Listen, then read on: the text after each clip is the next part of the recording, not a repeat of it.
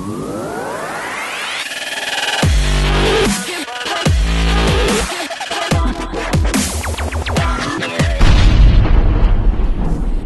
everybody, this is Greg from the Custom Fisherman. I'm here today on the St. John's in Florida with Chris Adams, Wind Grips, and MHX Pro Staffer.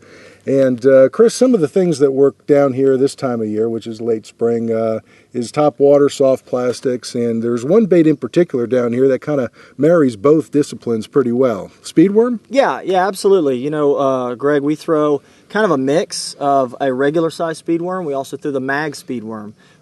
Typically here in Florida, you know, we're around pads, and you can see we got some cypress knees and stuff in the back. So we fish a little bit faster here. You know, late spring, fish are active, water temps coming up. So I'm throwing this on 50-pound braid.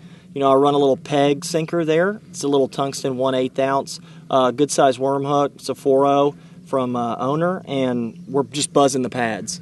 You know? Right, so keeping it up on top, and talk a little bit about the action you see on top with that tail there. You know, a lot of the guys call it a speed worm, a speed vibe, a vibe tail. It's got a cut in it, so when you're rigging it, I like to rig the cut down. So that tail's actually going to walk on the surface back and forth, and you can wake it, so you can run it just below the surface. Gotcha. So it's going to create a wake, or you can run it on top where it is actually spitting water and doing things like that. So, and they usually, you know, hunker down on kind of the outside edges of these pads. Gotcha. And it comes across, and they just blow up on it. Gotcha. A nice thing, too, you don't have to reach high. If you want to slow down, you see a nice piece of wood, you want to fish a little slower, it's Texas rig worm, could be fished that way, too. Absolutely. You can be buzzing it, and the very next second, you can just kill it and let it fall, and then you just let the tail do its thing. You know, it falls, and most of the time they grab it. Gotcha. Talk a little bit about the rod you're using. What, you like a faster tip, or? Yeah, I like the faster tip.